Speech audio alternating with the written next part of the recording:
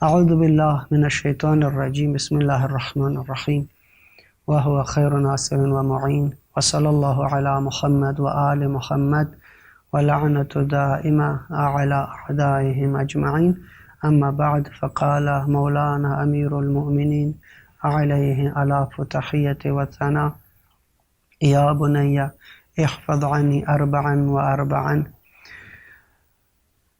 عزیزان، مولا امیر المؤمنین علیہ الاف تحیت و ثنا اپنے فرزند امام حسن مجتبیٰ کو یہ نصائح ذکر کرتے ہیں کہ میرے فرزند، مجھ سے یہ 4 نصیحتیں اور پھر 4 نصیحتیں وہ ضرور یاد رکھو۔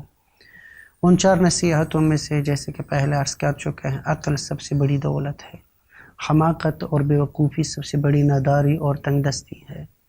اس کے ساتھ ساتھ کہا کہ سب سے بڑی وحشت وہ عجب ہے، انسان کی خودبینی ہے۔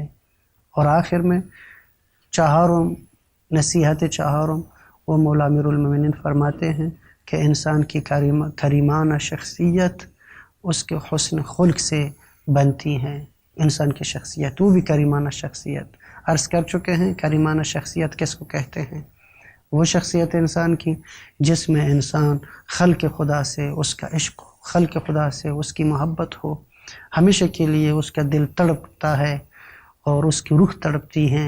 کس کے لیے؟ خلق خدا کے لیے۔ وہ اس کا دل، اس کی جان مظلوموں کے ساتھ ہو، وہ ہمیشہ مظلوموں کا ساتھ دے، ظالموں سے نفرت کرے، فقراء کے ساتھ جو ہے اس کا اٹھنا بیٹھنا ہو۔ یہ تمام تر کریمانہ شخصیت ہے انسان کی، یعنی جو لوگوں پر خرچ کرے بغیر کسی توقع کے، اس کو کہتے ہیں کریمانہ شخصیت۔ یہ کیسے بنتی ہے شخصیت؟ جب انسان اخلاق حسنہ اپنائے۔ یہی اخلاق حسنہ ہے فقیروں کی، بیچاروں کی، اور اسی طرح تنگ دستوں کی مدد کرنا، مظلوموں کا ساتھ دینا، ظالموں سے نفرت کرنا اور ظالموں کے مقابلے میں ڈٹ جانا۔ یہ سب وہ حسن اخلاق حسنہ ہے جس سے کریمانہ شخصیت بنتی ہے۔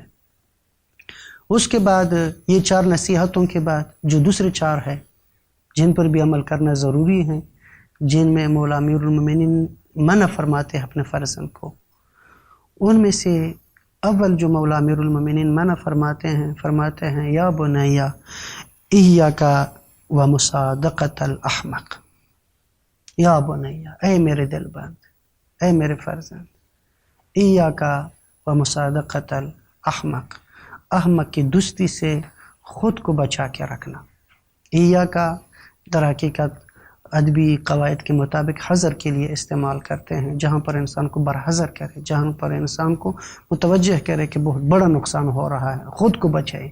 ادھر جو ہے اس لہجے میں بات ہوتی ہے ایاک کے ذریعے سے، بعد میں وہ جملہ آتا ہے ایاک والاسد، یعنی شیر سے خود کو بچاؤ۔ اسی طرح اگر بہت بڑا نقصان ہو رہا ہے تو پہلے ایاک، بعد میں اس کا ذکر آ جائے۔ یہاں پر بھی ہے ایاک و مصادقۃ الاحمق، اے میرے فرزند، احمق کی دوستی سے خود کو بچا کے رکھنا۔ یہاں پر مصادقہ کا لفظ آیا ہے، صدق سے ہے، دوستی کے لیے عربی میں مصادقہ کا لفظ آیا ہے۔ مصادقہ ہے صدق سے، صدق یعنی سچائی۔ انسان کو چاہیے کہ وہ اپنے دوست کے لیے جان و دل سے، ظاہر اور باطن دونوں حوالے سے، وہ ایک دوست کے لیے وہ سچ کی مانند ثابت ہو، سچ کی طرح ہو۔ یعنی در حقیقت یہ اگر اس کا واقعاً دوست ہے، اس کی عیوب اس کو بتا دے اور حاضر میں اس کی حمایت کرے، وہ نہ بھی ہو پھر بھی اس کی حمایت کرے، یعنی در حقیقت اس کا ایسا بھائی بن جائے کہ بلکہ اس سے بڑھ کر دوست تب ہے کہ ہر حالت میں اس کا ساتھ دے۔ تو یہاں پر مولا امیر المؤمنین فرماتے ہیں کہ اے میرے فرزند، احمق یعنی وہ انسان جس کی عقل کم ہے، یا تو جو کرنا چاہیے اس کو درست سمجھتا نہیں، اس کو کہتے ہیں احمق، یا جہاں پر جو قدم اٹھانا چاہیے ادھر وہ قدم نہیں اٹھاتا، اس کو کہتے ہیں احمق۔ بس خلاصہ یہ ہے کہ احمق انسان کی جب عمل کرنے کی جو عقل ہے وہ کم ہو جائے اس کو کہتے ہیں احمق۔ جہاں پر اس کو کیا قدم اٹھانا چاہیے، کیسے اس کو سمجھنا چاہیے حالات کو، وہ اس طرح نہ سمجھے۔ تو لذا جو ہے اس کو کہیں گے یہ احمق ہے. اور روایات میں یہ بھی ہے کہ معصومین علیہ السلام کے علاوہ اکثر لوگ احمق ہے کسی حد تک، کم زیادہ.